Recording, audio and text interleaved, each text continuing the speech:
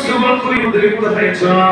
তোমার ওই রোজার বড় বললো আল্লাহর কাছে বলে ঠিক না উনি বলে দিয়েছেন হাদিস এসেছে কাম মিন সাইমিন লাইসা লাহু মিন সিয়ামিহি ইল্লা নবী বলেন রাহমাতুল লিল আলামিন রোজা মুসলিম কিছু নয় আপনি উপবাস থেকেছেন ছাড়া বিষয় কোনো প্রতিদান নাই কারণ আপনি রোজা রেখেছেন সব করেছেন আবার আপনি আল্লাহর আইনের বিধান লক্ষ্য করে বিরুদ্ধ হয়ে পাপাচার অশ্লীলতা ঘৃণিত কাজ গোলাহের কাজের মধ্যে লিপ্ত হয়েছেন যার কারণে